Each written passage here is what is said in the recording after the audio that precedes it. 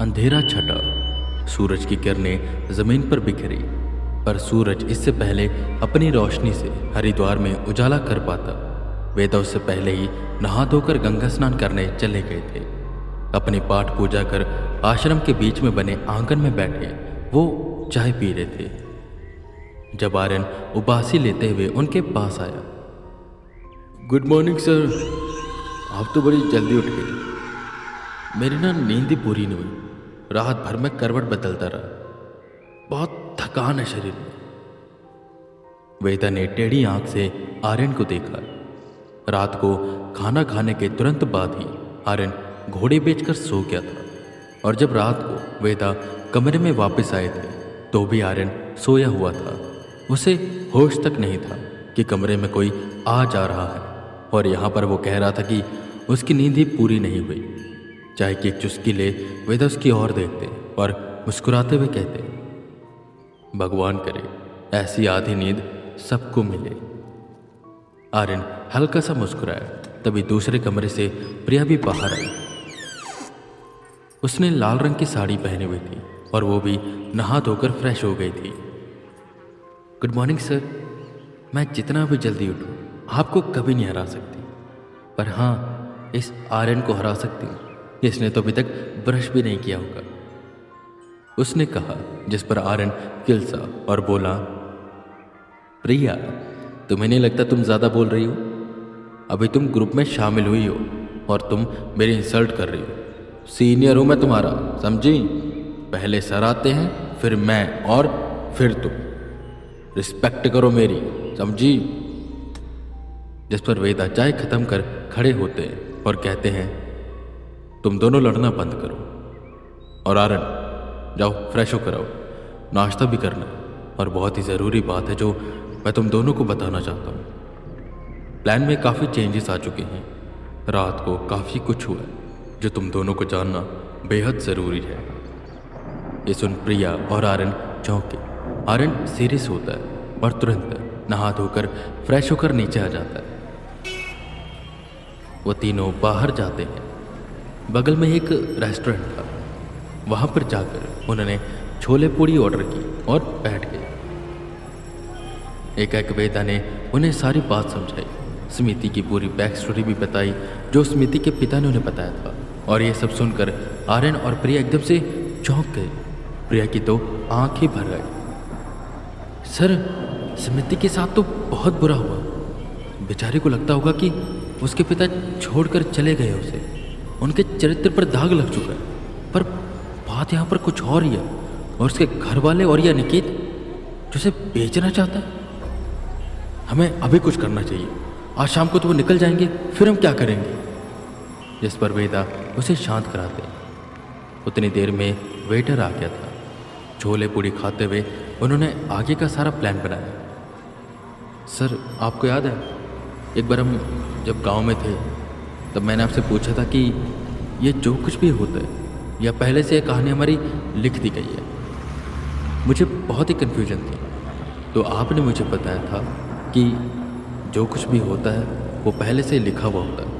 हमारी कहानी भगवान ने लिख दी है, और आज ये सब चीज़ें देखकर मुझे महसूस हो रहा है। देखिए ना, कैसे वो संजय असुर में बदला, कैसे हम यहाँ पर आए, कैसे हमें स्मृति मिली, और स्मृति के पिता ने कैसे आपको सब कुछ बताया, और स्मृति के पिता ही आपको शख्स से मिलाएंगे जिसको उस असुर के बारे में पता है। सब कुछ कैसे ऑन टाइम हो रहा है ना, कुछ भी आगे पीछे नहीं। उसी दिन हम रुके जिस दिन ये दोनों यहाँ पर आए।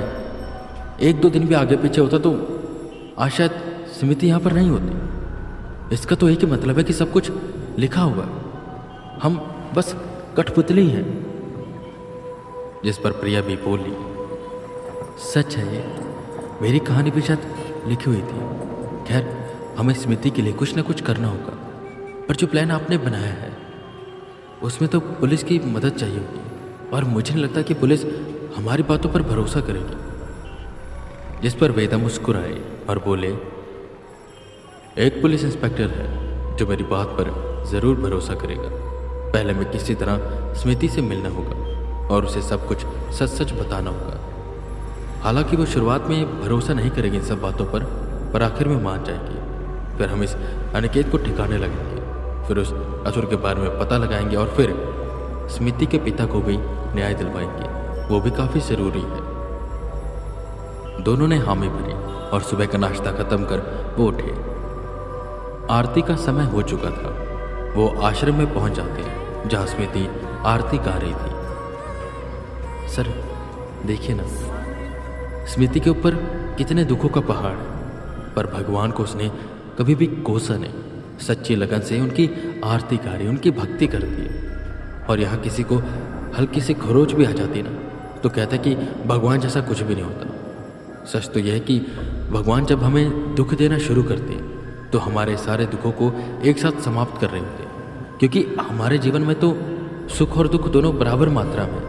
पहले अगर सुख आ जाएगा तो आखिर में दुख मिलेगा, और अगर पहले दुख आ जाएगा तो आखिर में सुख। और इसी के साथ साथ जो हमने पाप भी किए हैं उसका भी बीच में प्रायश्चित हो जाता है, इस जन्म में और पिछले जन्म में भी। और फिर बस सुख और भक्ति। सच में सर, मेरा तो पूरा सोचने का तरीका ही बदल चुका है। सभी स्मृति की वजह से। इसकी वजह से शायद मुझे काफ़ी कुछ पता चल रहा है। पता तो मुझे पहले से भी था, पर आज महसूस कर पा रहा हूँ। जिस पर वेदा मुस्कुराए और बोले, लगता है तू भी धीरे धीरे पंडित बन जाएगा। अच्छी बातें करने लगा तू। खैर जोक साइड में, पर अभी आरती में शामिल होते हैं और वो अनिकेत भी बाहर खड़ा, देखो हमें देख रहा, उससे नजरें चुराओ। आरती के बाद ये दोनों कमरे में जाएंगे और फिर ये अनिकेत जाएगा बाहर खाना लेने। तुरंत प्रिया और मैं कमरे में जाएंगे और आर्यन तुम बाहर पहरेदारी करना। तुरंत हम स्मिति को सब कुछ बता देंगे और जैसे उसकी हामी मिलेगी इस अनिकेत को मजा चखाएंगे। चलो। वो तीनों जाकर वहां बैठ गए। आज स्मिति ने हल्का पीले रंग का सूट पहना हुआ था, चेहरे पर मुस्कान थी।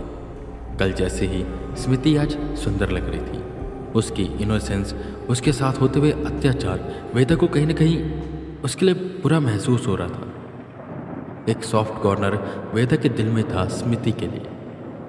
वो किसी तरह बस उसे एक अच्छी जिंदगी देना चाहते थे, उसे दुखों से दूर करना चाहते थे और उसे बताना चाहते थे कि उसके पिता उसे छोड़कर नहीं गए, वो यहीं पर है। खैर आरती खत्म हुई।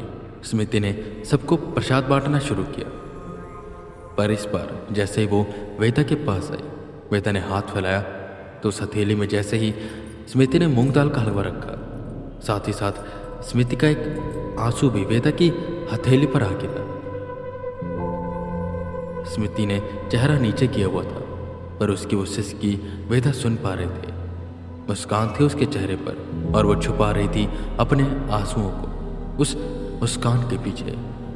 पर शायद वेदा के सामने आते ही एक कहीं आंसू छलक गया और वेदा की हथेली पर जा गिरा। जैसे वेदा की हथेली पर स्मिति का वो आंसू गिरा, वेदा का दिल खंड खंड हो गया। उनका मन करने लगा कि अभी वो जाकर सब कुछ सही करते। वो अब स्मिति को और दुख में नहीं देखना चाहते। ये आंसू बस एक आंसू नहीं था उनके लिए, एक अंश था मृत का, जो वो ऐसे बहता हुआ देख नहीं सकते थे। वेदा की आंखें भी छलकी और उनका भी एक आंसू जाकर उस आंसू में जा मिला। मन मन वेदा ने ठान लिया कि वो स्मिति के लिए हर वो चीज़ करेंगे जो वो कर सकते हैं और उसे एक खुशहाल जिंदगी देंगे।